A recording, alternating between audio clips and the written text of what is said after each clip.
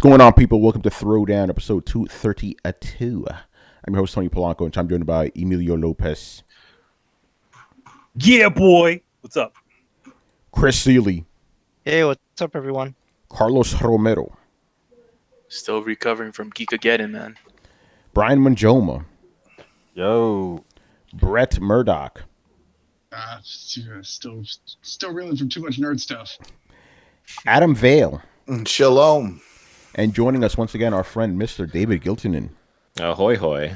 What is going on, people? By the way, you have to deal with me backwards tonight because Google Chrome is being stupid. The Hangout toolbox doesn't work, but people need to see my face because I'm the fucking host, so here I am.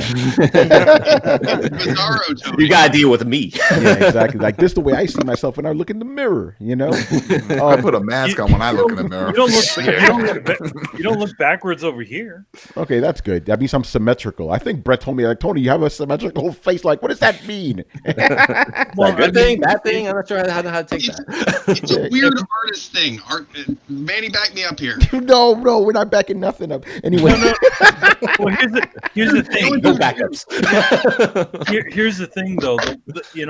It's probably backward on his side because it's recording it backward because that's how it works. Usually, the webcam, like the way it's flipped. Yeah. If it usually flips it whenever you look at it on your side, so that it's like a mirror image and doesn't screw with you. Yeah, like if I was streaming inside baseball. Yeah. We're not gonna get to that. Anyway, David, how have you been, man? I've been doing good. Been trying to keep up with all this Sonic news lately. So. Oh yeah, Sonic, yeah, Sonic the Hedgehog. Yeah, what's been going on with the ARG podcast lately, man? Arcast is still going well. We got like a new episode going up tomorrow. We had like a talk with someone who's making a new NES homebrew game, basically like his own original game. So it was a really cool talk with him. And the episode before that, we talked about the Mortal Kombat franchise. So we kind of got onto all that. So that's things awesome, going well. Man. Awesome. Did you guys hear about that unreleased wrestling game, NES wrestling game? Yes, we did talk about that. Oh, yeah. you did? Yeah. That is so crazy. It looks really cool. Yeah. Mm-hmm. That's awesome. All right. We got a lot to cover, so let's get into it, man. First up, Borderlands 3 reveal. They finally showed it. There's some drama that happened with that. But microtransactions. Yeah. David, what are your thoughts on Borderlands 3, man? You start us off. I'm hyped for the game itself. Like I've always been kind of like a lukewarm Borderlands fan. Like I like the franchise enough, but like I wasn't like a crazy fan, like how like a lot of people are. But I definitely like where Borderlands 3 is going as far as like just basically making the Borderlands experience like bigger and better and modernized as well. And so like with that, you kind of expect there to be like microtransactions, but then Randy Pitchford kind of like threw out there's like no microtransactions when there really are, but like he's kind of getting into a battle of semantics, it sounds like. So. Yeah, like he was saying, it's like, oh yeah, we don't have microtransactions, but you could buy different skins or something, or it's all cosmetic. It's cosmetics. It's cosmetic. Okay, so it's cosmetic microtransactions then. Yeah. It's still microtransactions, basically. Yeah. I think what he was trying to say before that was just not game impacting. It's not like loot boxes are like, oh, you got to get these DLC map packs. I mean, they were saying specifically. Yeah. Yep. Oh yeah. No, go ahead, man. No, I was just gonna say like. Okay, yeah, you're right. It's totally semantics. I'm like, dude, okay, then just say you don't have loot boxes because you totally have microtransactions. Right. Well, he was like trying to make the argument that like he was trying to say that that they're not like breaking up the gaming experience and divvying it up as microtransactions basically, and like trying to do the whole like currency scamming and like all that stuff. Like I guess. Mortal Kombat 11 wouldn't be a good example of that since they're not really like asking you to pay for anything with that. It's just all kind of like the currency system and that. Like it's really kind of like the way that they're handling it is supposed to be, quote unquote, the good microtransactions as opposed to the bad microtransactions that has a negative connotation attached to it, whatever that might mean. So basically, like they're saying that like they're not looking to kind of like withhold any like content that the game, to make the game run and be like fun and for everyone to like enjoy. And it's kind of like just present the game as is and just have it be like cosmetics and everything, just how the last game was basically with the skins and all that. Yeah, Adam, get in here because I know you're a Borderlands guy. What do you think about this? It didn't faze me. I'm okay with it. It's like it's just cosmetics. I mean, it's got a billion guns. They said, all right, and it's not all about maps. It's not one of those type of games. It's one large open world, so I'm cool with it. It's not like they were saying, oh yeah, we're gonna introduce all these additional characters, but you're gonna have to buy them. No. Can I ask you a question? I don't drink and drive. Next question. Why don't you care about cosmetics? And I'm asking you kind of as a sample. Like, I don't Because understand- it doesn't phase me. Because most of the stuff you could find, like for example, when we play Division 2 and even the First Division, yeah, you could go buy stuff, but you get stuff stuff that you find in open world from chests and other ways of obtaining these things. So there was no need for it. So it doesn't bother me. It's not like, oh, I need that to progress. You know, I don't need any of it. It's not a game altering thing. Basically. Exactly. It's not purely altering like my gameplay. Right. Yeah. I mean, it's just to make you look like a certain way, and you know, it's kind of similar, I guess, to what like Overwatch does, because like Overwatch obviously has like their own microtransaction kind of like system in place, but it's more of like just to buy currency, so as to get loot boxes. This is more of like if you want to get certain skins, much like how Borderlands 2 did late in its life cycle. So I don't really have anything against it. I just have against like what Randy Pitchford, I guess, was communicating originally and then attacking the press when they called him out for saying no microtransactions. Like, there are, Randy, I don't know if you realize this in your own game, but you know, you're not exactly telling the truth here. Yeah, go ahead, Brett. What are you gonna ask? I'm trying to wrap my head around. So skins, you know, appearance, cosmetic things used to be a reward. It used to be the carrot on the end of the string that we played games for. Like it was a visual equivalent of a trophy or an accomplishment, and people would go after these things. And now they're being sold. And the thing that confuses me is people talk about like, oh, it's just a cosmetic thing. Nobody really cares. It doesn't really alter the gameplay.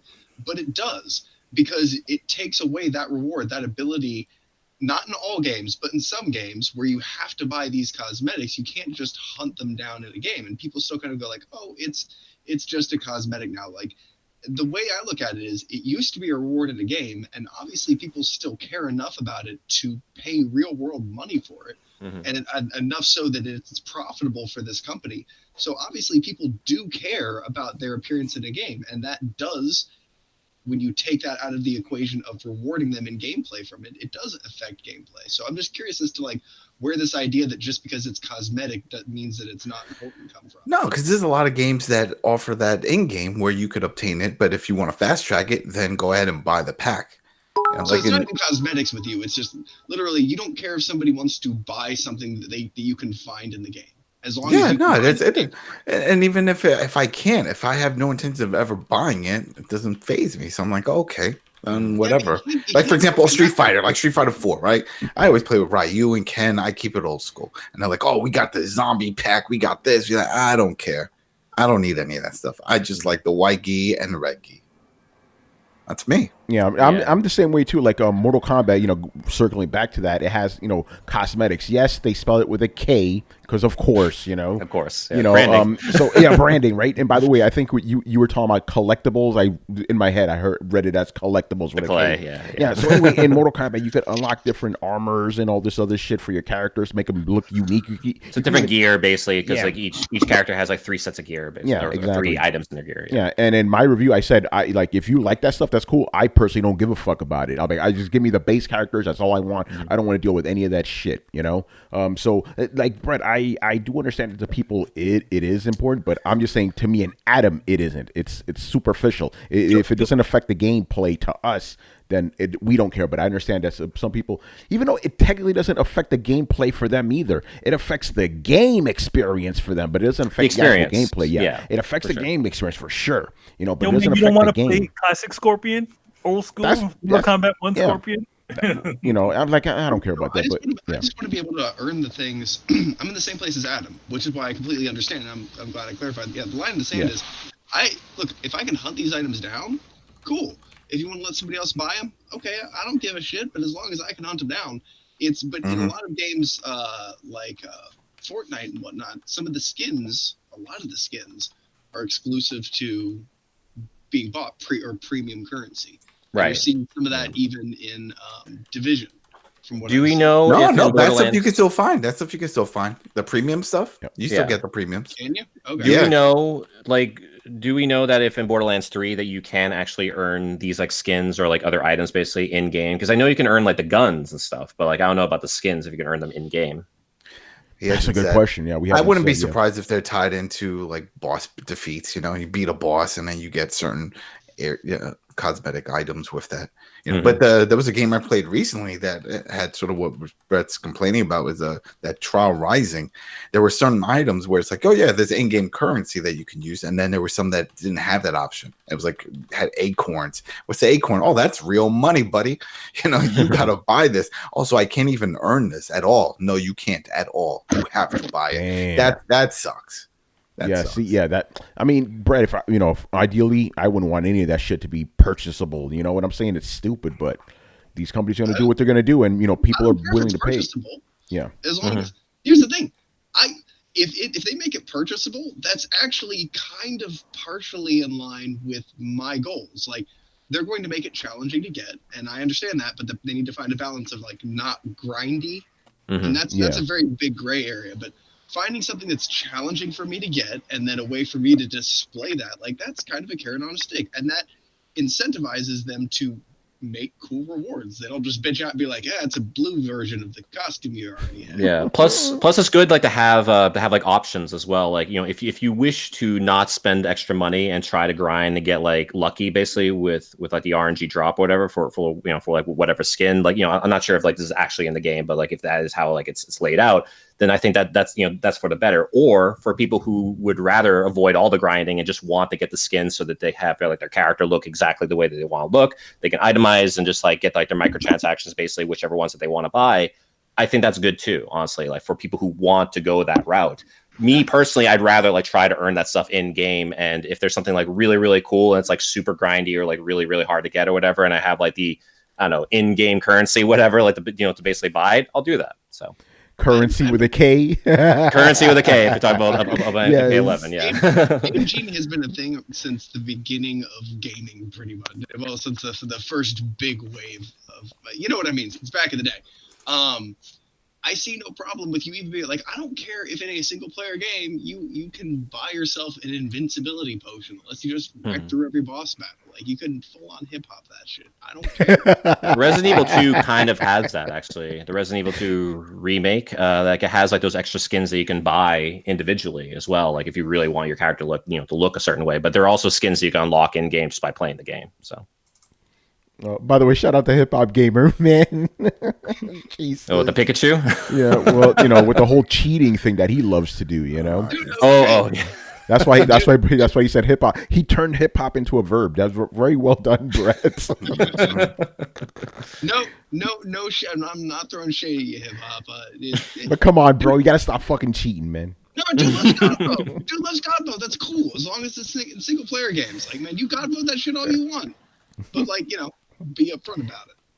Oh, he is, and he's very exuberant about it. That's cool. That's why it's fine. He wants you to know he pays $60 for them cheats. Yeah, and see, that's the thing.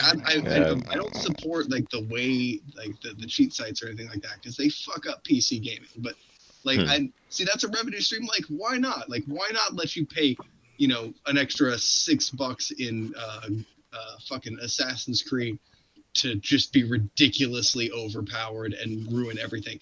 Honestly, all that does is it incentivizes them to make the rest of the game more Dark Soulsy for the rest of us. So cool.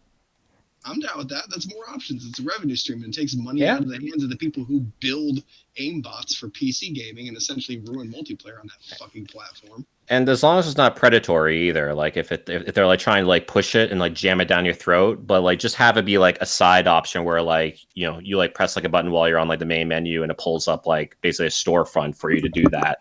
But not have something like where it's just trying to like push it on you like to buy like every time you like get back into the menu or something like that. Because there are certain games that are like that, mainly like on the mobile front. But like we're seeing kind of more and more of that stuff kind of creeping its way into like into like the AAA games.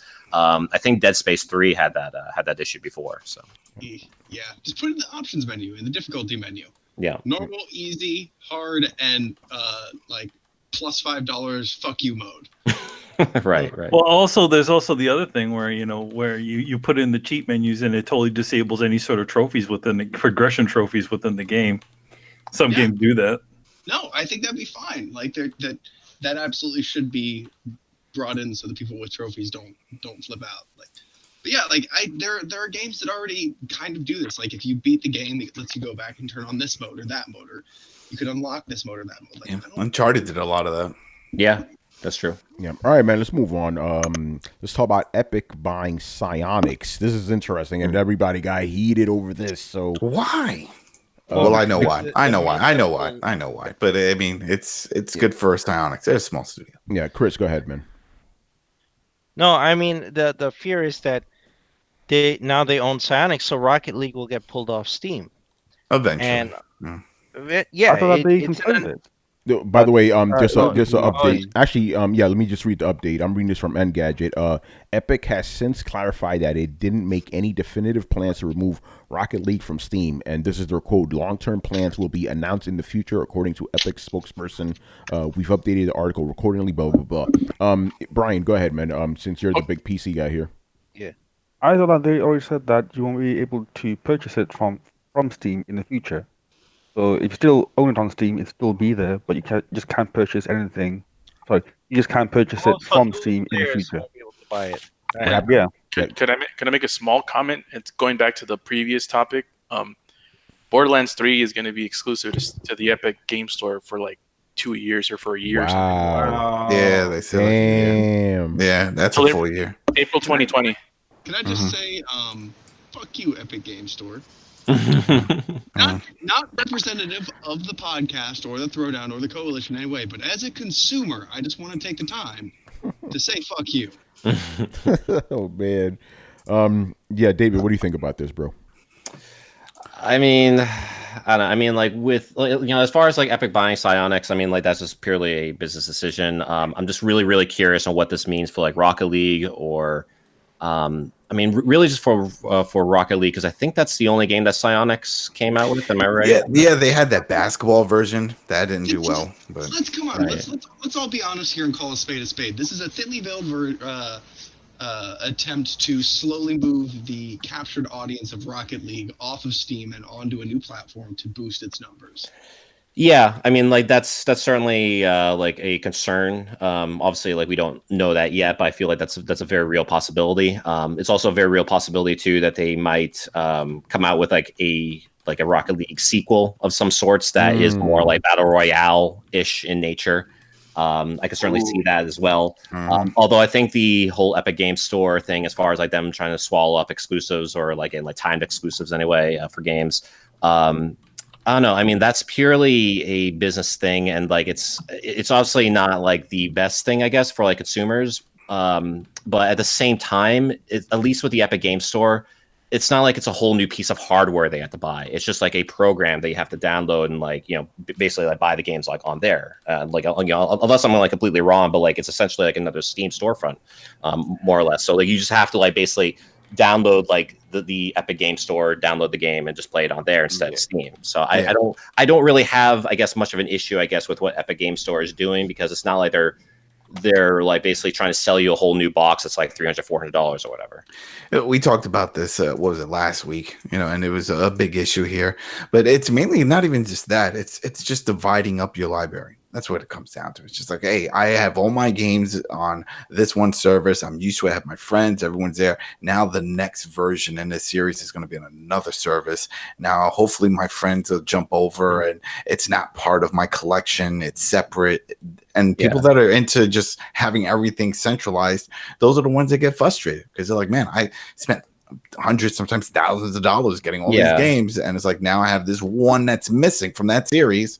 And it's on this other launcher. Sure. I mean, I think that's like just like the nature of like just gaming in general, especially when you're talking about like going from one generation to another, or like if you have like, friends of yours who like say is like, oh, I'm going to play Destiny on Xbox One. It's like, well, we want to get it on PS4. And then you have that internal discussion as far as like, how you're going to group up in order to like play these games together, especially when you're talking about these more multiplayer focused games. But as far as like having everything in one box, I mean, that's never really been the case anyway. So I'd make the argument that that's just the way things have always been. At least in this case, like I said, you only have to download the program as opposed to buying a $300-$400 box. So that's kind of like where I stand with it. I just don't see, I guess, as much of an issue with it, even from a consumer standpoint. Yeah, we got into arguing about this. I'm with you. I'm like, it's a fucking app, man. Just open a different app, but we're not gonna go down. We're not gonna go down that road again. I can summarize by just saying PC gamers are fiercely loyal to their community, and Sure, yeah, they're very hostile towards any attempt to what they consider to be fracturing that community. One of the things that a lot of people don't think about is the goodwill of the community, especially in the gaming industry, and this baffles me, but they don't consider the goodwill of the community or how this is going to be received in any of their plans. So you know what's funny though? You know what's funny is that PC gamers are now experiencing what console gamers have experienced their entire lives. That's what I said. That's what I said. So I don't know. Exactly. That hits the nail on the head. They're trying, as far as I understand it, they're trying to stop what happened to consoles from happening to PC. Sure. They don't. They're like, you guys are divided. We don't like that. And now it's being thrust upon us, and we don't like that. I mean, I find that to be better overall because at least you don't have Valve monopolizing the entire space. So at least you have more competition in that regard. Yeah, that's what we're okay with that. It's just all the exclusive. It's just exclusive. That's the only shit. Brian, go ahead. At least at least it's timed exclusive in this case. And again, I mean, I hate to be a broken record, but at least you could download the app for free. You don't have to buy anything really for it. So just saying, Brian, what were you gonna say, man? Yeah. Just add to what David just said, and that's exactly the issue here. That's the thing that I fear here. So far, Valve has not responded with the same tactics, because essentially, Epic are trying to pave the way for that type of behavior to be acceptable.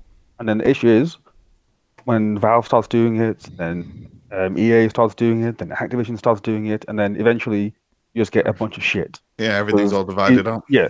Then we're like, oh yeah, you can only buy this game on this storefront, and this game only on this storefront, and then no one wants that. That's the exact problem with Epic Store. If it was available on everything but Steam, I don't think that anyone would really care that much. But it's the fact that it's only available on the Epic Store, that's the problem. I have no issues buying games. Isn't it timed exclusive though?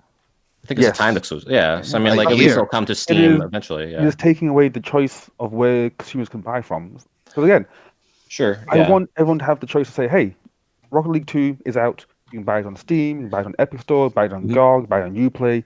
Pick whatever storefront you want. Absolutely. That way, everyone can choose, and hence the best storefront is usually the one with the best features, not the ones that only have that game for that time period." Sure. I mean, I'm completely for that, and honestly, that's why there's been the argument really for there to be some sort of unifying game box of some sort for everyone to play their Nintendo games, their PlayStation games, their Xbox games, their Steam games, all in one thing. It's just that's not business. That's not how business works, unfortunately. And unless the companies did come up with some sort of game plan where they could all basically almost if you get a DVD player, you could basically put whatever DVD that you want on there. There's no exclusive movie to an exclusive player or whatever, So here's my counter to that. Yeah, you say it's not business and it doesn't exist in the real world, but right now it does. For PC, right now it does. And we're all kind of taking it as inevitability, oh yeah, that's a fairy tale. That's not going to persist forever. But PC gamers are trying to regain that because right now that does exist for PC, that weird open unified market. I am still baffled by how PC gamers do it, but they have somehow kind of built this weird anarchy utopia. It's horrible and awesome at the same time, but it's open and it's weirdly free and it's weirdly unified. It's happened right now. So that's, and I'm not saying this to challenge you, but I just in the idea in general of when people say oh well, that kind of stuff doesn't happen. Well, isn't it happening right now? Mm-hmm. Aren't they? Yeah, I mean that's supposed to make it. Yeah, I mean that's what I'm saying though. That's kind of the business of it, where Valve has had a stranglehold on the PC market for all this time. They basically monopolized the entire market. So honestly, I am all for having some sort of competition in that regard, and I know that's for people who are PC fans, they've enjoyed having that one unifying storefront more or less through Steam. But now you have more people who realize that oh, we kind of want a piece of that pie now. Why does Valve have to have everything in that regard? And honestly, as far as with me being more business minded, I guess in that sense, I'm all for, because it would, it would actually benefit, I feel like, consumers, like, in the end anyway. Like, it's just like a matter of, of like having it like where there might be like that competition where like Steam sales might not be enough, or where like Epic Games Store might offer something better than like than what Steam offers like in their Steam sales. Like I'm just kind of like thinking in regards to like what the overall business model will kind of like relate to, and it's not too different, honestly, to to what we're dealing with as far as like the console space. It's basically moving that model over to the PC era. It's just that you don't have to buy another box in order to play all these games now. Yeah, man, it's kind of interesting. But Brian, I do think that's a valid concern. Like, all these companies are like, okay, you can only play on our platform, so I could understand that. But right now, all you have to do is just just open up another app, basically. But definitely keep your eyes on them for sure. And then that's exactly how they fuck you over. It's like, oh yeah, it's fine for now. It's like the frog in the boiling water. Yeah, it's fine for now. It's fine for now. And then before you know it, you're bored alive. Yeah. It ain't it's that a valid hot concern, right now. honestly. Yeah, no, it is. All right, David. We got to talk about what you want to talk about, man. The Sonic trailer. Yeah, we talk about Sonic. All right, so they finally released the Sonic the Hedgehog the movie trailer. I'm gonna finally say my piece now because on Twitter. Is that what these pictures have been from? That's You didn't see it, Oh, man. A whole new world. Yo, Brett, you're in for a treat, man. Yeah. By the way, okay, we're gonna get a real-time reaction as I Google this. I'm sorry. Yeah. By the way, I mean, go ahead. I'm just gonna. Yeah. Yeah. By the way, hopefully this video will not be stricken down by the Google gods. We're going to talk about that in a bit. But yeah, let's get reactions. And David, since you really wanted me to talk about this tonight, go ahead, man. What did you think of this trailer? I mean, the trailer's not good by any means. I mean, namely, of course, like with the Sonic design itself, like it's just not Sonic. Period. It's just like some weird abomination that came from. Basically like deviant art, like as far as like how like Sonic looks and everything, like it's basically like how it looks.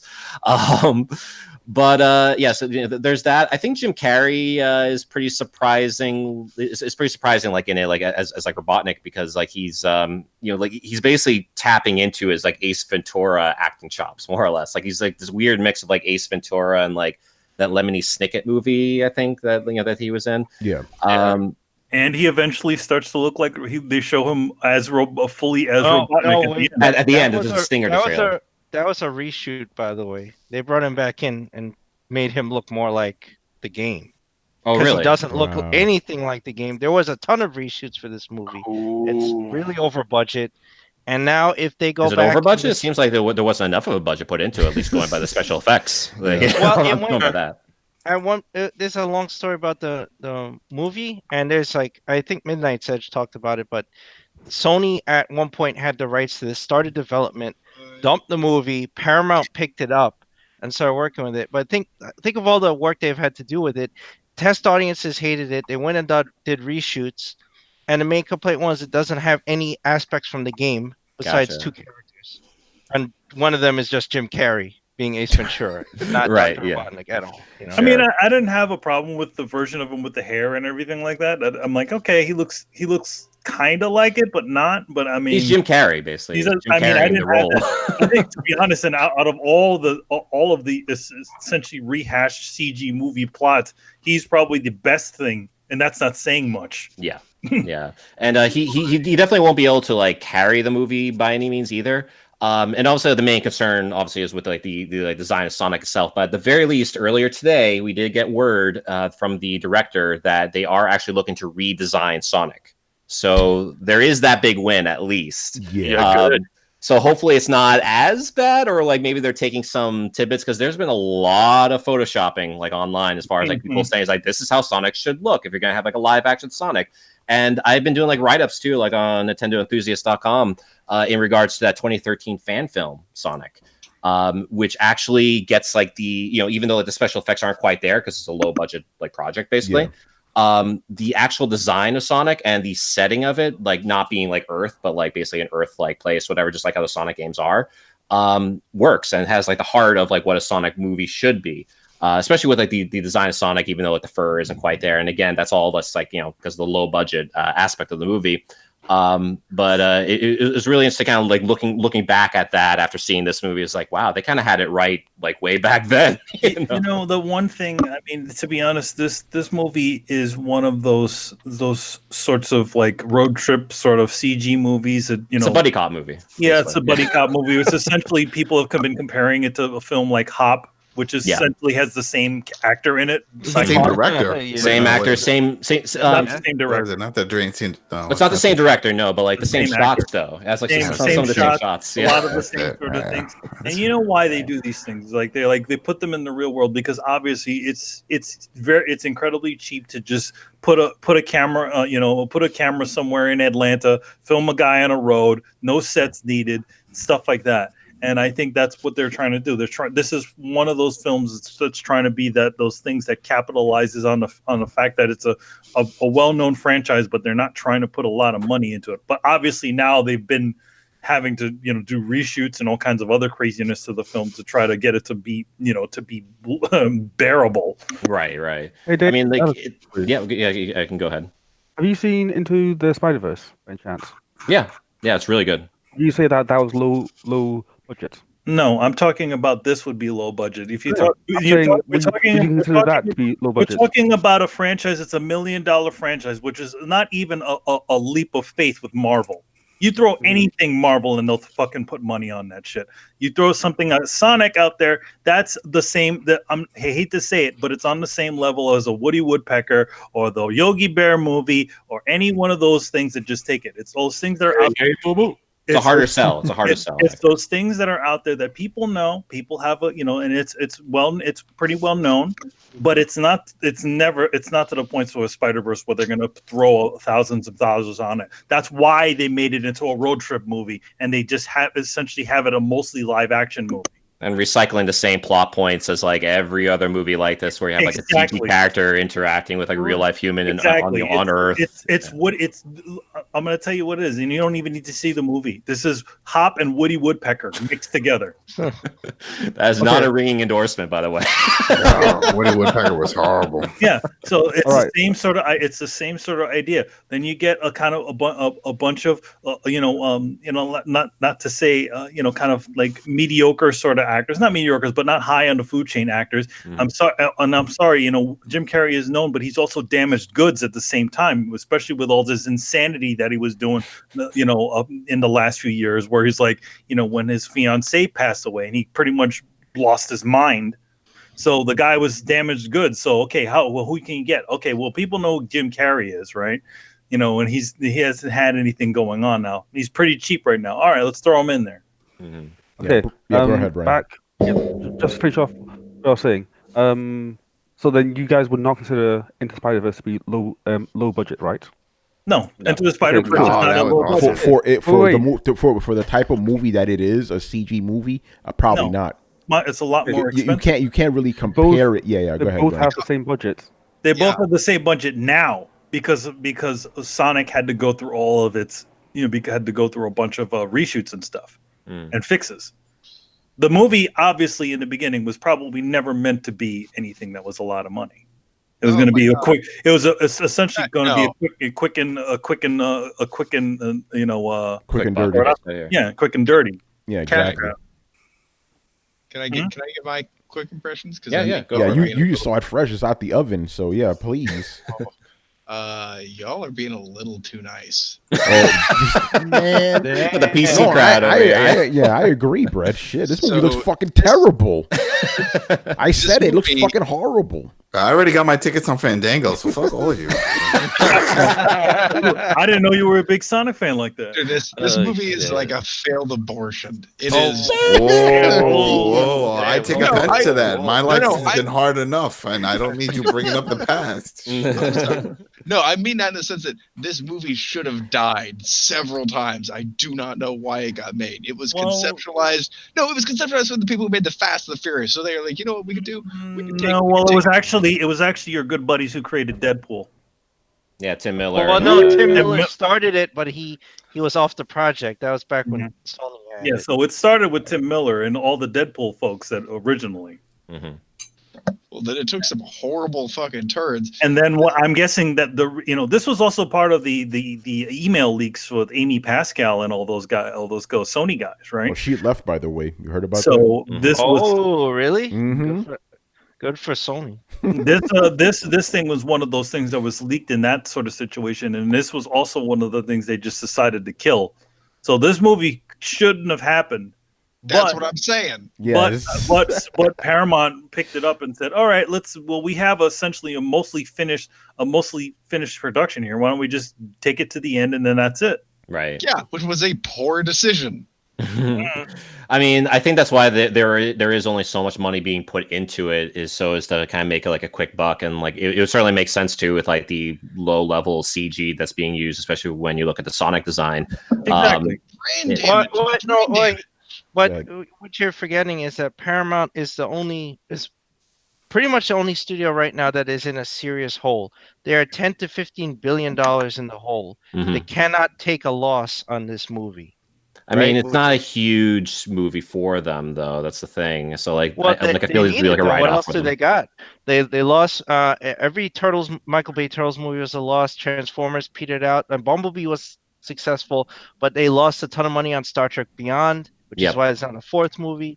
So they need a win with this, and this was coming out in November. I doubt now it's coming out in November anymore if they're going to do. If there's going to be, it might get delayed. Yeah, there hasn't been any like word about a delay, but it might because of like the redesign. It's funny because all the leaks of all the licensing stuff that had been all out there, and then it's like everybody's still like, oh, well, maybe it'll be better. No. All the licensing shit, that's the way it's going to look. Right. Yeah. Even the script. It actually looks worse. even the script was leaked. Like the plot of this thing was, but and beforehand it was actually supposed to be Chris Pratt that was supposed to be in it as opposed to this guy. Mm-hmm. Yeah, it looks Cyclops. horrible. Yeah, Cyclops. Yeah, I saw that. Yeah. I'm like that poor. I mean, I'm sure he's getting paid, but I'm like, man, that dude. It's like, he's not going to get paid as much as a Chris Pratt for sure. You're not getting paid as much as a Chris Pratt. And then the other thing is, it's like, man, why are you in these lousy ass movies? You've done like 3 of these dumbass CGI movies in a row. He is that C-list actor tier basically that is like perfect for these kinds of roles, and like that's why I'm kind of like intrigued by the movie. What's that? It's like John Marston in this movie also. Yeah, we just Adam. Pay attention. We've been talking about. I drink a lot. I drink a lot. I appreciate if you stop putting me down. It's literally. I mean, it's either you get this guy, Cyclops, or you get friggin' Jason Lee from the Alfred and the Chipmunks. That's the sort of level you're getting. Damn, son.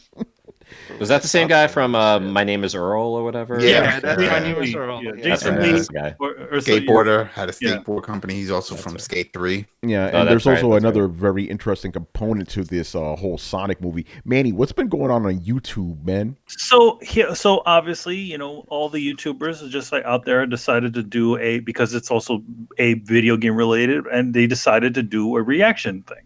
Mm-hmm. So pretty much every single YouTuber who's ever did a reaction video based on this movie has all received a copyright strike. This is from Young this is Black Nerd, this is what's his face, Angry Joe, yeah. Everybody got one. Now I'm gonna say this. Actually, Manny, tell him what happened with Young. Yeah, that was like, tell him the whole process of him. Young actually uploaded his video twice, and they still caught him, sent a copyright strike his way. So he did one where it was like, okay, one where he blurred out a little bit of the soundtrack, then it's, the sound of it, then it got it. Then he did it again, and then it did even more. So it's like, I think the thing is, it's not exactly, I don't know, Chris, in our private chat, you said that it was probably the Gangster's Paradise thing. I think it's something more than that. I think it's actually the fact that it says Sonic movie or something like that. I think that Paramount or YouTube this is just theory. Well, no, but they were getting strikes from the record label. They were getting strikes from the record label. I also think they were probably getting strikes from Paramount for one reason. I think it's because they probably want to control the traffic on that video. In other words, might be as wrong, opposed, yeah. they don't want everybody. They don't want people clicking on derivative content. They want people clicking on the actual trailer where they can actually make some money off of it. Right. Even though it's getting downvoted to hell. It's super Downvoting doesn't mean a goddamn thing. As long as you watch that, if you watch that video, no matter what, if you see the commercials that are connected to that thing, they've already made that money. It doesn't matter downvotes or upvotes. Doesn't matter. Black Ops 4 had a ton of downvotes and it still hit the top of the MPD, so people don't care. So downvotes is just for it's just public opinion. But as long as you're watching, as long as you're seeing those commercials that are before and after the thing, they're like, we made our money. Whatever. Mm-hmm. They just want the money coming their way. They don't want the money going to all the other guys. That's fair. Yeah. Does like the record label is that also under like the same umbrella as Paramount? Do we know or? What Gangster's Paradise? I can't remember what movie that was. I know that the whole trailer is basically like the song, more or less. So, yeah, I mean, it's certainly understand from that point. But don't you think the song was like an odd choice for this? It is an odd choice. It is a super odd choice. Yes. It honestly the only connection with that song Sonic is that the fact that they were both from the 90s. That's it. Yeah, but why not use like The Offspring or Blink 182 or something that sounds like rock, which is in most of the 3D Sonic games, or something that's like sounds fast, like it's or using a Michael Jackson song. Well, I did come up with like some like song alternatives actually when I like wrote about this because there's like Sabotage by Beastie Boys, Jump Around by House of Pain, and Virtual Insanity by Jamiroquai. Those are good choices, man. I think those would be like other 90s songs that would work within a Sonic movie. I don't think Sabotage would work because Star Trek abused the hell out of that song. Oh, that's fair. Yeah. That's a good But Hollywood is choice. known for like abusing songs anyway, so they could get away with it. They already licensed it for Star Trek Beyond, so. Oh, that is also true. Yeah, my thing is like obviously like Manny, you're right. They probably just did actually no, not probably. They did do the movie on a budget, but like to me, I'm like if you were going to do a Sonic movie correctly, it should be like a Pixar-esque CG movie. Because it takes place in a fantasy world. It Totally shouldn't be in our world. But, like you watch it, it makes you think of the Mario Brothers movie. I'm like, what the hell is this? But again. That costs serious money. No. I'm saying I said that would be ideal, but they're not going to do that because that would actually cost money. Come on, like literally, like Disney literally animated the best version of Sonic in a movie, right? With the Wreck-It Ralph version of him, right? Mm-hmm. That was fun. I mean, everybody wants to see that version. Yeah, but it ain't gonna happen. Yeah, it ain't gonna happen. And the hilarious thing is that also Sega within their own company makes really amazing CG films. Like in fact, they did like this was I don't know what the release was this, but you remember that stupid the Werehog movie game Sonic Unleashed? Yeah. They actually did a really fun little CG movie based on that. I'm like, wow, this would if this wasn't the stupid werewolf hedgehog, this would actually be a fun little movie to throw out in the theaters. Yeah. Oh man. So it's like they could have internally created an hour-long feature, kind of like what Capcom was doing with their Resident Evil films, right? They were having ones that were made directly from Japan and just having the 3D animated ones. Or? Yeah. They could have done that. I mean, and then that would have been just as it was like. Granted, I'm sure those Resident Evil movies don't have the budget of like a Pixar film, but you don't need to be. It doesn't exactly need to be that. It just needs to be, decent. I mean, I feel like those movies were only made as like an alternative for like the hardcore fans when like the other movies, like the live action movies, were like so popular and they were still being made. It's like, well, at least we know that people watch Resident Evil movies, so we could take a risk with this as far as like appeasing more to the hardcore crowd. So. Yeah, for sure. All right, let's move on here, and we got to do this because you guys are gonna kill us if we don't. We got to do those Sony financials. Now, y'all, basically, David.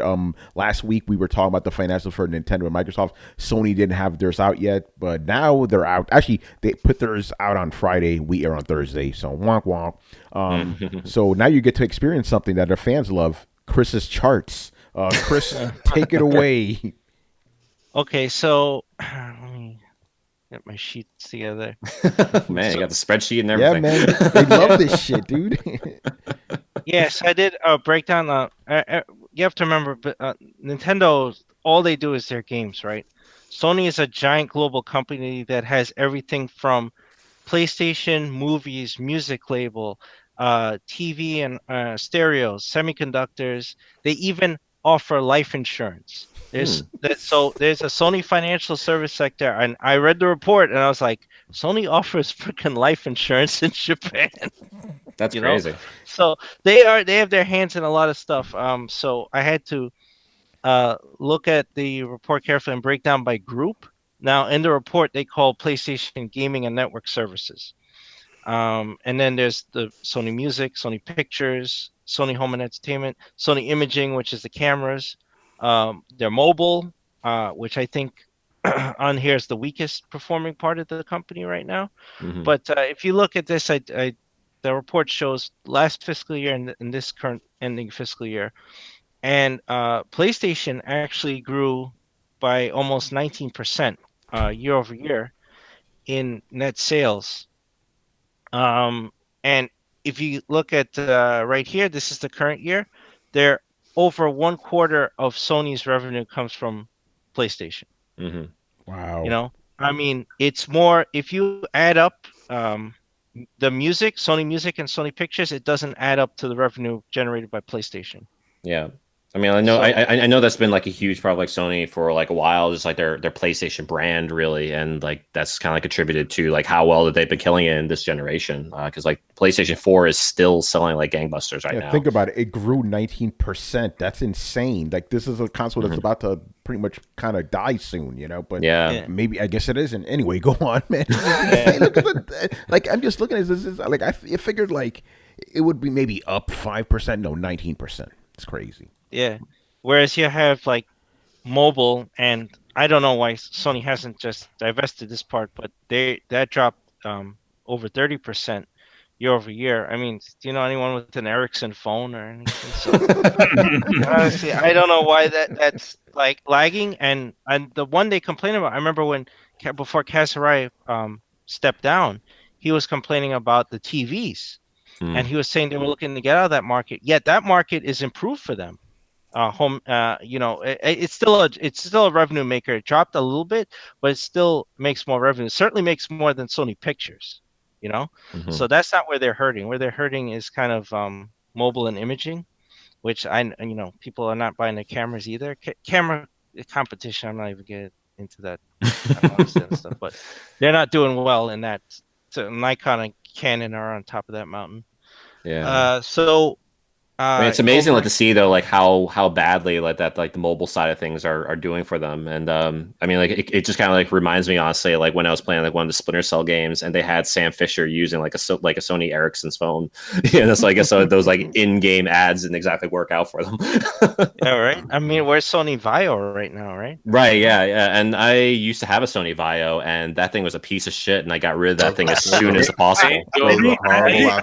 Same result. Yeah, I think the biggest problem with a lot of Sony's like just consumer devices is that they're overly priced, and a lot of them are not very well made. Right. Like in other words, like let's say if they were doing something along something on the level of like a Vizio, right? Or Vizio it's like essentially Vizio and LG are killing it right now, and those are like, you know, they're pretty decently priced televisions and you know things that are being made. What if Sony started doing that sort of stuff? I feel like they would probably it would be able to expand their home entertainment market a little bit better. But anyway. Yeah. Go ahead. I mean, just to put this in perspective, if you think about it, like, so the net sales for, I'm always ragging on Sony Pictures. I'm going to keep ragging on them. They generated 8.85 billion this fiscal year.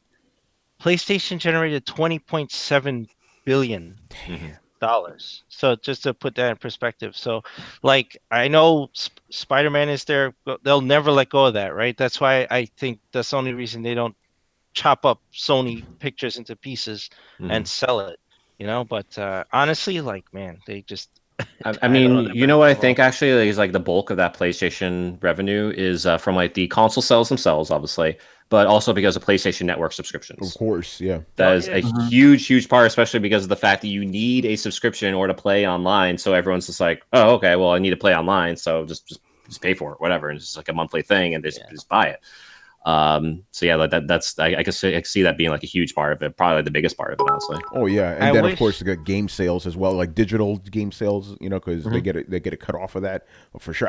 And not a lot of people consider us like, yeah, PlayStation Network, man, is fucking huge. Chris, did they say anything about PlayStation Network in here, or is this all lumped together?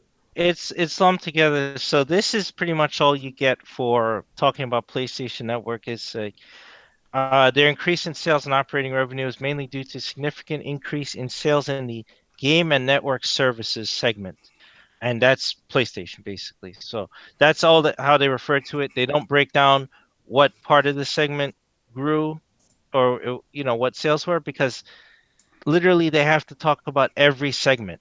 So they talk about it compared to the mobile communications segment, or the fact that they lost money because Sony Music acquired EMI. This report is just full of stuff. It's easier to read than Microsoft's, but they have their hands in so many things that you don't get details on the things we care about, which is PlayStation.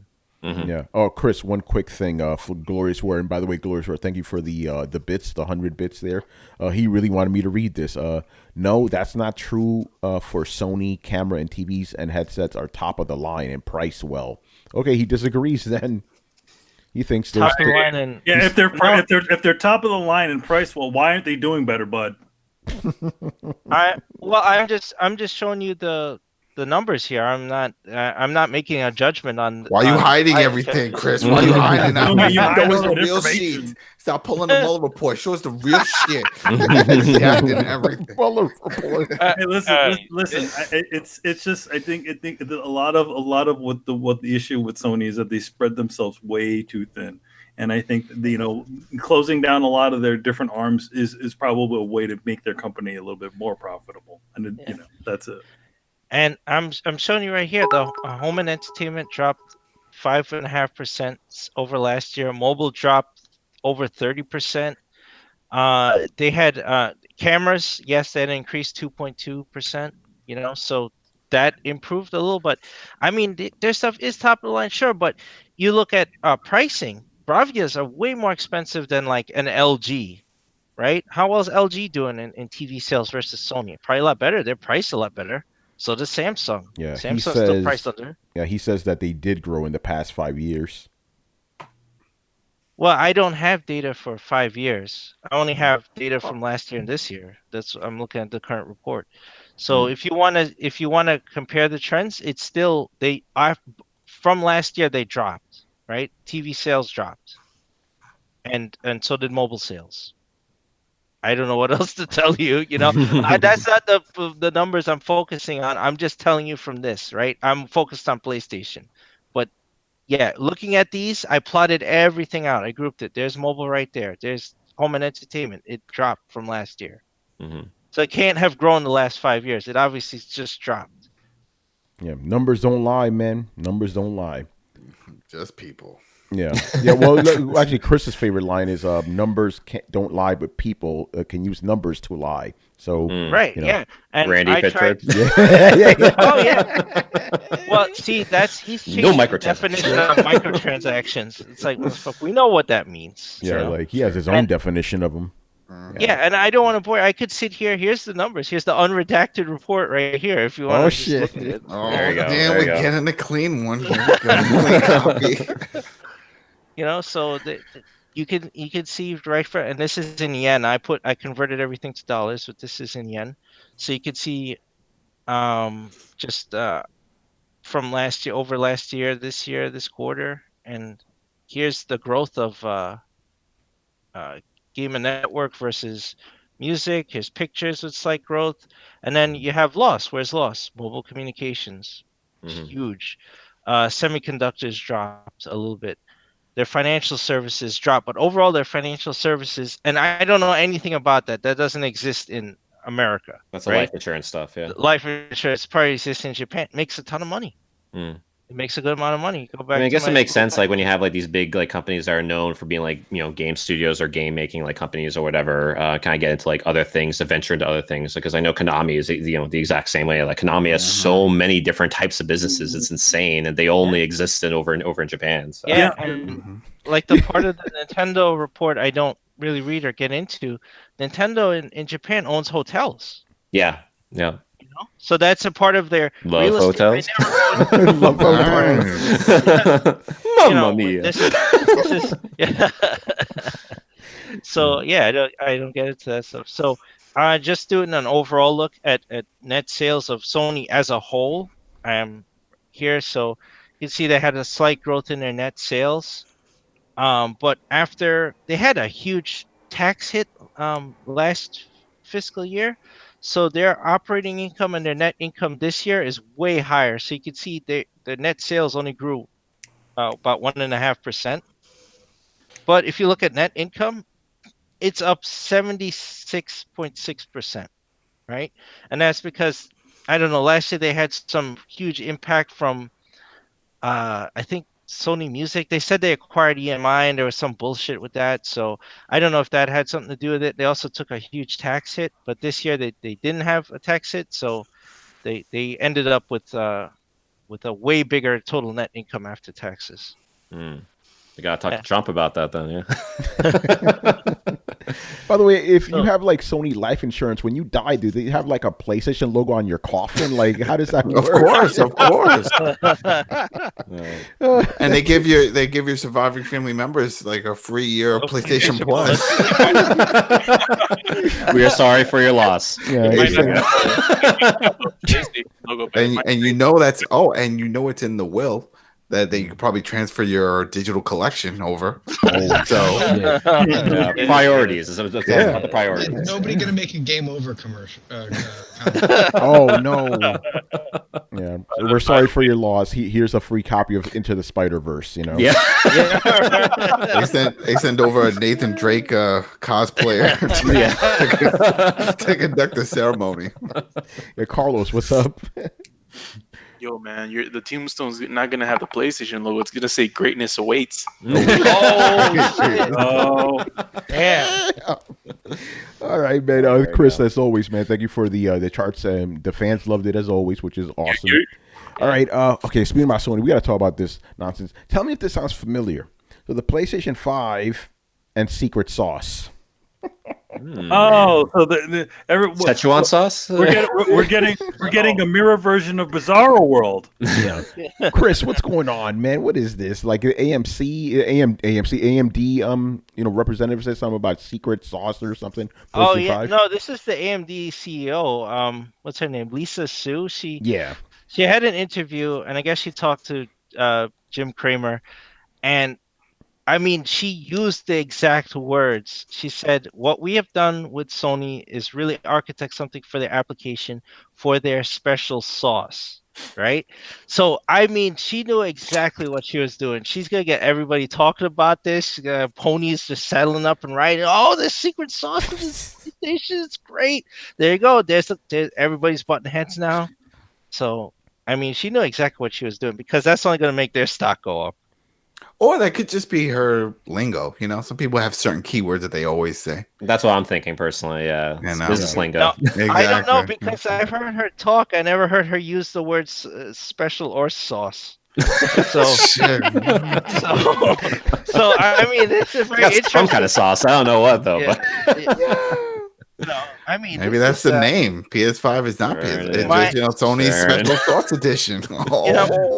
I mean, my spicy take on it is that spicy sauce. You get me hungry. Sauce, spice. She said this. You need food after this. Tom yum soup. This is really. I mean, when you talk to guys like Jim Cramer, you're really talking to your investors. So she just did it to just boost their stuff. But talking about that relationship with Sony and then that secret sauce, of course. Investors are going to go, oh my God, the PlayStation 5 is going to be so amazing, and it's using AMD tech, put more money into it.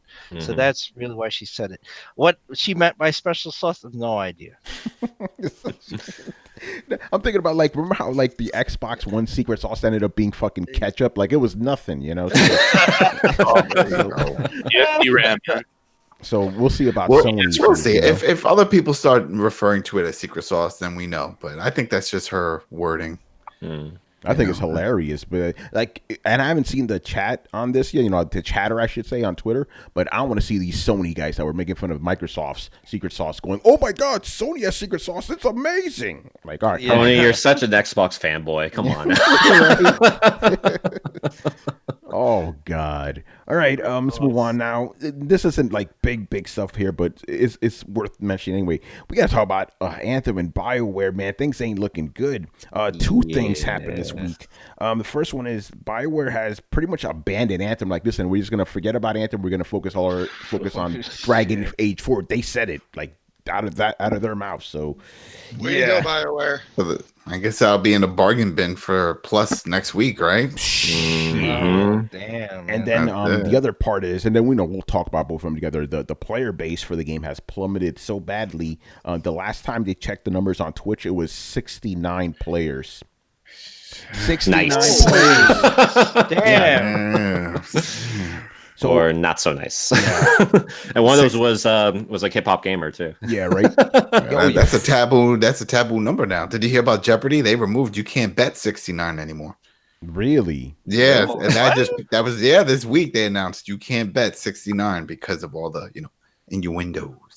Too much innuendo. So yeah, and this goes back to what we've discussed. Pretty much before Anthem came out. It's like, this is not going to look good for Bioware, man. Like, I think Dragon Age 4, when they released the Dragon Age 4 logo, yeah, Brett, you said your way, I say it my way, which is the correct way. But I do like saying Dragon's Age because that's kind of the Throwdown way to say it now.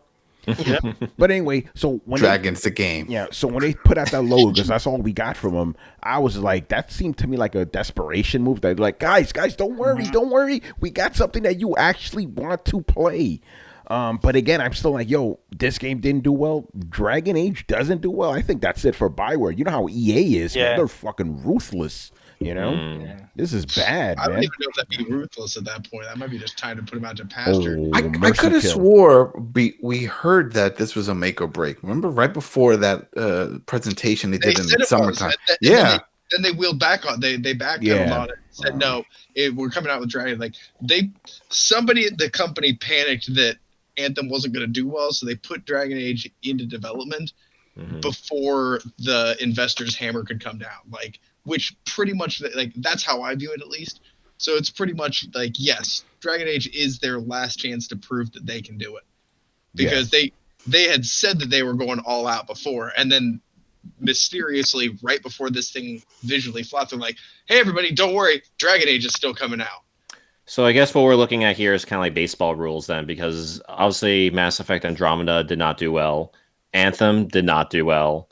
If, Dragon Age 4 doesn't pan out for them either, I mean, yeah, it could be 3 strikes and you're out, Bioware. So I don't know. I'm really concerned, honestly. Yeah, so am I. And then, if you take into account, like, EA has had a bunch of flops in, like, short succession. Yeah, so I don't know what's going on there, but yeah, EA, I see them cutting their losses, man. I feel like EA just kind of like puts too much of like a stranglehold on like these studios and like to kind of like make them kind of like make their games in a certain way, and like you always kind of like hear stories about it, but obviously it doesn't really kind of come out in like in the public eye. But I don't know, I'm just really kind of skeptical, I guess, with what's going to happen here. Yeah, the whole forcing them to use the Frostbite engine, like, Bioware's had problems with that fucking engine, That was one of the things, like, inside, like, people were like, complaining about, I remember, they're trying to save money, so I'm like, just use the engine that we have. It's not that good. Shut the fuck up and use it. Use Unreal, man. Come on now. Yeah, exactly. They were using Unreal before. They were using Unreal for Mass Effect. If you want Jenny and Timmy to still have a job back there, do you care about their kids? Then fucking use this shit. It's crazy. So yeah, just had to throw it out there. Anthem, man, that's it. They abandoned it. It's done. And Apex Legends having a huge drop off, right? Oh yeah. I didn't hear about that. Yeah, people bitching like over it. So. Yeah, people bitching about like the updates and not getting them as frequently. They're expecting that Fortnite experience, and we already hear they're cracking the whip on everybody that's behind the scenes at Fortnite. So I mean, if you want to play, like, if you want that Fortnite experience, and play Fortnite, because like Apex Legends is kind of meant to be like almost that Fortnite / Overwatch kind of like hybrid, which didn't personally work for me. But it was very popular, and I guess people just kind of just grown tired of it already. Or also there was also the whole like the streamers that they paid to like play that game, like when it first came out. That's right, yeah. And the money ran out in that case, so now they can actually say what they actually think about the game, or in this case, just drop the game entirely. And just go back to Fortnite. Exactly. Exactly. And it's funny because for me and Tony, when we played it was like the most tolerable all of the battle royale games, and we hated it. And we hated it. We hated it. Yeah, I played you too, Tony. Yeah. Yeah. Oh, yeah, I was right. Yeah, I played your like cousin or whatever. Yeah. Yeah, it was pretty funny because like we weren't on the microphone. And they were like, "Who is this dude playing?" Yeah. That was funny, man. I rage quit an hour in. I was like, "Yo, where the mechs?" Guy next to me, there's no mechs in this game. I was like, "Fuck you, I'm out." Yeah, well, it's not Titanfall, so yeah. Exactly, that's the problem. Yeah. All right. Okay. I want to give a shout out to my friend Paul Amadeus Lane. I always see him at E3 and stuff. Manny, you know him. We always run into him. By the way, Manny, he wanted me to tell you that to him, he calls you Mr. Cool because that's how you are on Twitter. You know, you always keep your cool on Twitter. You know? Thank you. I want to thank him. Yeah. Not keeping your cool now though. Yeah. Not in the real world. Flustered, you know. But he's like, he's like, hey man, tell Emilio he's Mr. Cool, man. I always see him on Twitter, and he's always cool, man. Yeah, real world. If you're standing next to him, man, he starts getting hot. I'm not getting heated on the Twitter. Yeah, but you come to my timeline, it'll be a nice smooth ride. You'd be like, yeah. So anyway, the reason I'm shouting him out is because the next topic that we're going to talk about, I did on his show, The Tech Zone, which I believe is going to air this weekend. It's a little interview and stuff, but this was very interesting. So this was the headline. This is from who was this? This is Digital Trends, which is not a small site. 20 million PC gamers could defect from PCs to consoles by 2022. I was like, what? That sounds insane. So basically the rundown is that, and this is talking specifically about PC gamers that have rigs that are under $1,000, are saying as consoles become better, more stronger, cheaper, like, those guys that are still on PC on the lower end of the spectrum are going to just go to console. But obviously the guys that are on the higher end of the spectrum, they ain't going nowhere. They're going to keep PC gaming and stuff. So Brian, I want to get your specific take on this since you're a resident PC gamer here. Lol, what? Whoa. Damn. Like, where's this coming from? Like, where's the survey? Where's the charts? Yeah, where are these numbers? Where are they getting these numbers from? Yeah, it's you can check out the article, but yeah, it's it's from John Peddle Research. That's the name of the firm doing this, and according to their research, that's where the trends are going now. Are these the same guys that think that console gaming is dying? They could be, like, I'm just seeing like all like these weird trend. It's like, okay, so you're trying to tell me that at a time when PC gaming is at its all-time highest, I think that Valve just said that they got their like 1 billionth account or something like that, or they hit some sort of stupid milestone. Steam charts says that there's more guys on Steam now than ever before. So again, it's growing, but somehow they're going to defect and move over. Like, okay. Yeah, and the fact that it's supposed to be 20, apparently in the next 3 years, 20 million PC users are going to just stop PC gaming and go to consoles. Go ahead. Okay, it is the start of the new gen, so I can see them like going over or making the purchase, but after that they'll jump back because that's what they do. They jump on for the new gen, stay there for a couple of years, then jump back. I mean, so I think it'll just be like a temporary thing, and that's why realize the experience is more for them on the PC side. Yeah, that's what the PS4 Pro was meant to do, like to stop that from happening. Like that's literally the message statement for that. So, like I don't know, I'm seeing two different things here. Like this guy saying, "Oh yeah, this like they'll go back to console," but then it's like Sony are releasing stuff to stop people from going away from console. So it's like, I don't know. I don't think so. Let me read this quick quote. This is what the guy says. He goes, "The PC market continues to decline because the innovation that took place in the past, providing speed ups and clever new things, all stopped. Plus, the production introduction times are stretching out to 4 years." What do you say about that? I still okay, maybe for the people that are on the low end or people that aren't fully taking advantage of the pros, they'll jump over. But Yeah, in that, the and, they, and climb, this is okay, who's they're fair enough. specifically addressing. They said the higher end guys above 1,000, they're not going nowhere. They're staying right there. They're staying right there. You know, guys like you ain't going nowhere. You know. No, I'm not going it. Like, yeah, right. Okay. Okay. It just seems like okay. So then they don't get the people that aren't fully invested and aren't taking advantage of the pros of PC gaming. That's fair enough. You know, again, they aren't taking the advantage. Maybe they want a simpler life. Fair enough. Yeah. But then what about people going the other way? You know, well, what about the people that buy the next gen and it's like, hey, you know what, this next gen thing ain't all that. I'm gonna go over to PC where I can get more. You know, so I don't know. I'm just kind of like in the state of this is another this platform X is dying type thing. It's like okay, cool. I see them like every 2 years, so I'll just ignore that. Yeah, Dave, you have any thoughts on that? Because it sounds weird, doesn't it? Like you figured it'd be the other way around, you know? Well, I mean, I can certainly see people like defecting over to like consoles if they're just like not that, I guess, like invested in PC gaming. Like if they're just doing PC gaming because they just don't want to pay for like, say, like another box. Like, you know, say for example, like they wanted to play like Cuphead before it came to Switch and it was an Xbox One exclusive, but it was also on Steam. So if you don't have an Xbox One and you don't want to, buy an Xbox One or do that, at least there was that, that option. But I feel like now that like as like consoles are becoming more and more like PCs anyway, I can certainly see more people kind of like defecting over if they're just not already like invested as far as like getting the super high end, as far as like PC gaming goes. It's just the sheer number of people kind of like staggers me a little bit. Like just 20 million, like that's a lot. And I can certainly see like most people who are into PC gaming. Probably aren't on that like super high end. Like those are really the kind of like the vocal minority who are all like PC Master Race, whatever, like with all that stuff. But like otherwise, I feel like other people like they'll play on PC because of the convenience of it. Like they have a PC already and they just buy games and Steam is there, whatever. So, but yeah, I don't know. It's just really interesting, and I do feel like that more people will probably defect as like we'll see like these more. Maybe like it's going into like the next generation because like if to like refer back to the previous story, there was the PlayStation 5 which is supposed to have like a solid state drive and like 8K 8K resolution, all that stuff. So yeah, so it's becoming more and more like a computer in that sense, and even maybe like some of the things that like it offers as far as like perks and all that. Yeah, and the article was supposed to talk about how TVs are getting better for gaming, so that could impact things as well. Because it's the thing's always been like, hey, monitors are better than TVs to play games, but now they're saying that TVs are going to get better to play games. I don't know. It's interesting.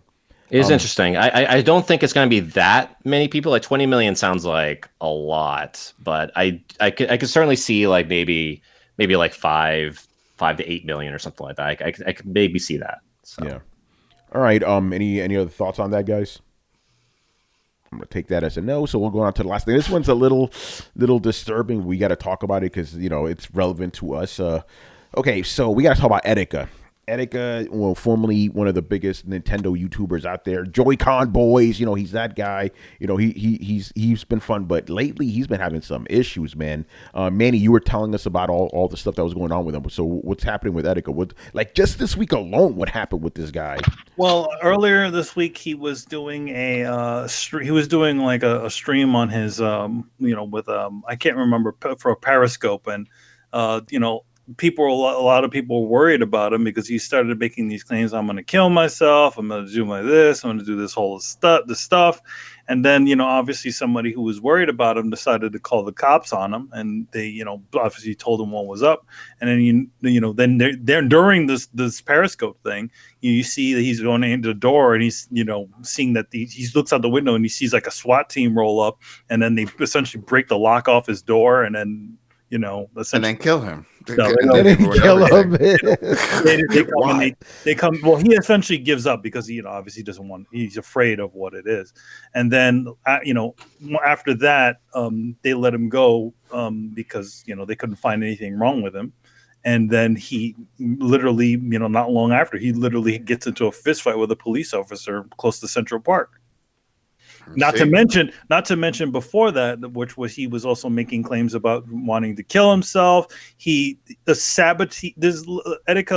if you guys don't know, is probably one of the biggest, formerly one of the biggest Nintendo YouTube streamers in a long, he had a lot of numbers, and he totally sabotaged that by posting like hardcore sex videos on his YouTube, which they closed that down. Mm-hmm. Then he made some sort of crazy comments which closed off his Twitch. So the guy's almost in meltdown mode right now. Mm-hmm. His friends have said that he's had all kinds of issues, and they've been trying to help him address them and all kinds of other stuff. So he has a lot of issues, and it's sad because obviously it seems like he has some sort of mental problems that are not getting addressed. The reason why they didn't keep him after they took him away is because he didn't show any of these sorts of symptoms to the people while he was there. Usually in New York State, which is where this is happening, in New York City, when you are taken away because when you have an outburst like that, they usually keep you overnight for observation. That didn't happen with him. So obviously he wasn't showing any sort of they also, if they'll let them go if they have family. Did he have any family? Well, no. Family sometimes, that doesn't. If they see the person is a danger to themselves or to the people in the family, they'll keep them.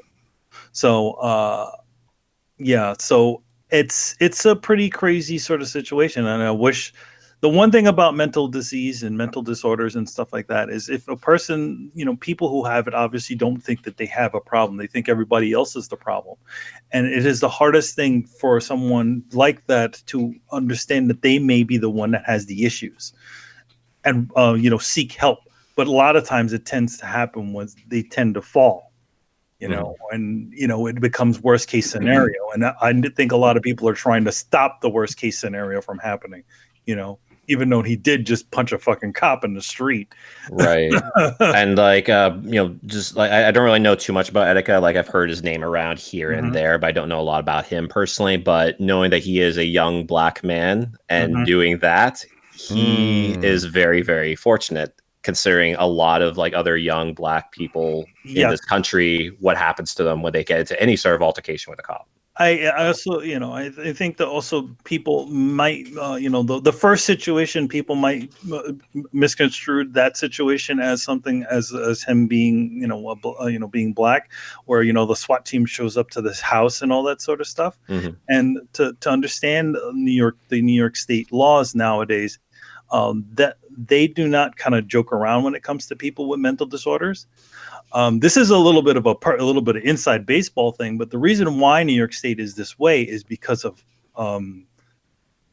my cousin and Adam's stepsister. She's an EMS worker, and she was brutally beaten up by a person. She picked one up, and she had him in the back, and it was just her in the back with him, and then of course the guy driving, and then all of a sudden he just raged out and just started smashing her face. Yes. Jeez. So that because of that situation, that is why New York City does not joke around when it comes to people like that. If a person is said that they are trying to kill themselves in some way, or a danger to a bunch of people, they'll send over the heavy duty cops to detain that person. So yeah, it's sad because again, Chris and I, we always enjoy this guy's videos because he's just so over the top and hilarious, Like, first video I saw with him, the Joy-Con boys, man, that was just so funny. Like, somebody built him, a fake Switch and stuff before the Switch even came out. Like, it was just a mock-up of what the Switch was supposed to be. So he had one, and people were like, how did he get a Switch? What's going on? And he was he was just yelling and stuff, and he does a lot of reactions. I was watching his reaction, because he always does the reactions to Nintendo Directs, and one of them was for Persona 5, right? Or, wink, wink, Persona 5. Sure, So the video starts off, he's like, I don't know why you guys get so hyped. Like, you don't need these games to be on the Switch. You don't need these games. Like, just get on other consoles. So as soon as they showed Persona, he's like, oh shit, it's coming to Switch. And then as soon as it says Xbox, he's like, oh. He literally said, "Don't get hyped," and he got hyped. Even Howard Stern was talking about him. He was like, is he allowed to? Wow. Because Etika uses, he says the N word a lot. So he was like, is he allowed to say that? Like Howard didn't understand it. So yeah, kind of sad. And then here's the thing. And Chris, I want your take on this. Like, some people are saying that this is all a publicity stunt. What do you make about that? I don't know. I don't think he's faking that. I mean, what kind when you get law enforcement involved. What kind of publicity stunt involves you destroying your livelihood, which is essentially his YouTube and his Twitch account? That's what people aren't looking at. They're looking at this like, oh, he's doing a publicity stunt. It's like his YouTube account is gone. He destroyed it, and his Twitch is now down too. So I don't see how this helps him. Yeah, no, it doesn't. It doesn't help him. He's obviously in self-destruct. Somehow there's something going on with him, and obviously he doesn't think there's anything wrong with him, and he's just going all over the place. I mean, I don't think this is a situation of him pulling a jackass. Seriously. I mean, it just kind of goes to show that there does need to be more of a focus on helping people with mental instability or mental issues in this country. And unfortunately, this person is just like another example of that. And I mean, the one thing about the mental disorder, you can hear the sad thing about it all is that you could have a horrible disease, you could have a horrible disease that makes you it's just slowly killing you, and everybody's okay. Hey, everybody gives that person support. But the moment that a person is a little bit nuts, right? All right, then all of a sudden everybody wants to stay away from that person. And that's, I think that's the biggest issue with it all. It's not the fact that it's like, at least, with somebody who's physically sick in some way, you can see that. But with mental disorder, people can go on with this sort of stuff and not even know it. And then they just have an outburst and everybody wants to leave them alone. Right. Because they don't want to deal with it basically. And exactly. They don't want to deal their with issue. Yeah. Because, yeah.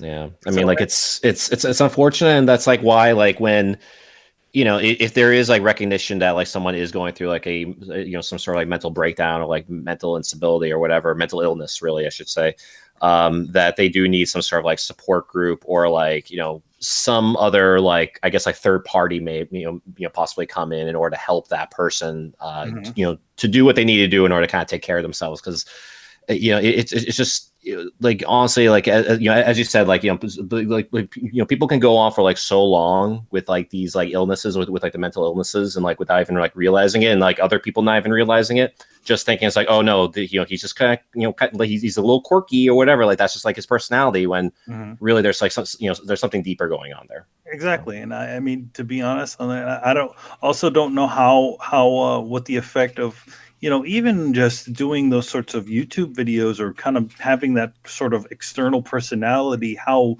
that even affects. Yeah, that was going to be my next question. How much of the whole online personality thing, because obviously I don't think it made him that way.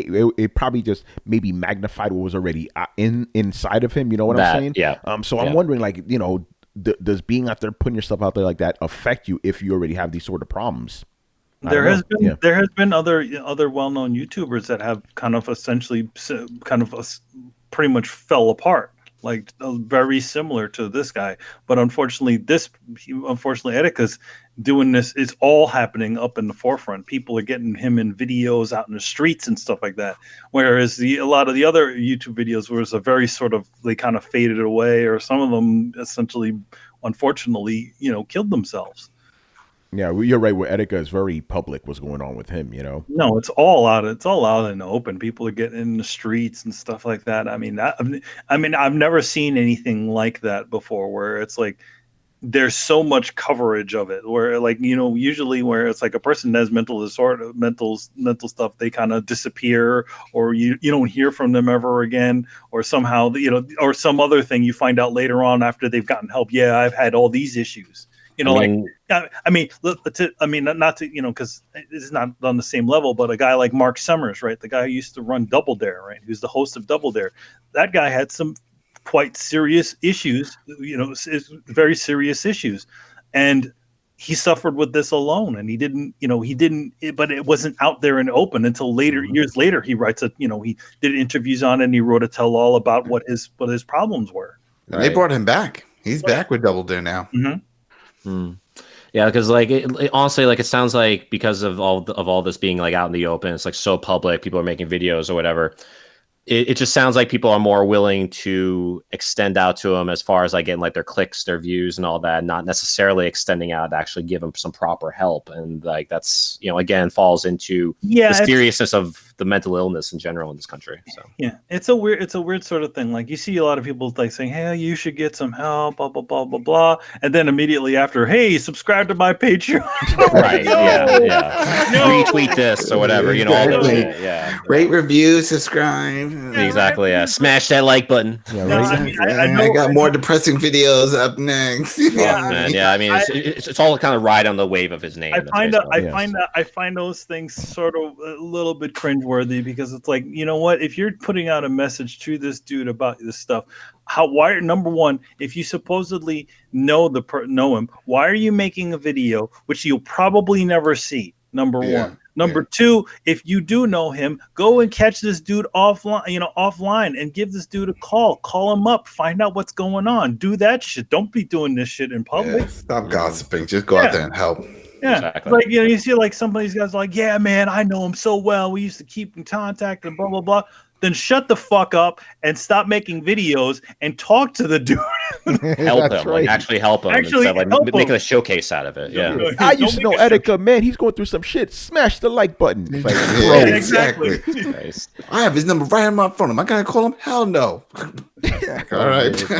All right, a little bit of a sour of a down note to end on, but hey, we got to talk again because I really like Etika. He was hilarious, but it sucks. But anyway, David, man, I want to thank you for being on tonight. Always good having you on. Absolutely, man. Yeah, please plug your stuff. Sure, yeah. You can find me on Twitter at The Guilty Man. Same thing for Instagram, The Guilty Man. I'm also, and there's also the podcast which I do, which is Artcast, another retro gaming podcast, which you can find on retrozap.com/Artcast. Yeah. Oh, before I forget, Bloodstain has a release date, David. Bloodstain has a release date. Yes. I got the email on that too. Yeah. and they released a new trailer, essentially putting all the people on blast who said the other trailer looked like shit. Oh. So yeah, a lot of retro games and retro-ish games coming out. Streets of Rage 4. Oh, it's gonna be good. Yeah, Streets of Rage 4. Yeah. Oh yeah, we got to get you back on the podcast when that comes out, bro, because that's gonna be good. Absolutely. Yeah. All right, guys. So thank you for watching and listening. Subscribe to Throwdown on SoundCloud, iTunes, and YouTube. Follow us on Twitch, Twitter, and Facebook at Throwdown Show. Links are located in the description below. Once again, our show is Tony Polanco and joined by Emilio Lopez. I'll see you later, guys. And because this gets released a day before we go in here, I'd like to plug a little something called Excellence, which is my comic book from Image Comics. I do it with Kari Randolph and Thomas. It's going to be dropping the day before our next episode of Throwdown. So yeah, if you're what's it about? Looks awesome, man. It's about magicians, black magicians who have this secret order underneath everything. It's a really interesting sort of book. It's funny. I started my career in comics doing a magic book, which was Kara's Magic for Aspen Comics, and then 9 years later, I do another book with magic. It's with Kari as well. With Kari Randall. Yeah. So it's kind of a fun how like your life kind of tends to go full circle when you do this sort of stuff for a living. If you didn't get it right the first time, you can do it even better the next time. So yeah. So this is my special cover for Excellence, which I did, and yeah. Hopefully, if you're interested, you go out there and pick one up. Awesome. And you're into voodoo, so it all works out. What's that? And you're into voodoo, so it all works out. That's right. There you go. Is it on Comixology also? Yeah, it'll be on Comixology. You can get an Image Comics. You can pretty much get anywhere where you can get comics at. So did they fix your credits on Comixology? Remember there was some issue with they weren't giving you the credit for some of your works, like when you can click on the artist and they would show all the things. The way Comixology does their credit, actually, you know what? Let's save that for the. We'll talk about that later. Okay. All right, Chris Seeley. Hey, take care, everyone. Carlos Romero. You know who it is? It's the anime god. Listen, man. Listen. Brett Murdoch. It's been real, people. Adam Vale. R.I.P. Mr. Miyagi. And Mr. Brian Monjoma. Question: what looks worse, Will Smith, Genie, or Sonic? Sonic. Sonic by far. Sonic by easily, far. Yeah. Sonic, yeah, I agree. Yeah. Will Smith looks good in comparison. Anyway, we'll see you guys on Sunday, man. Later. Later, guys. See ya. Later. Peace.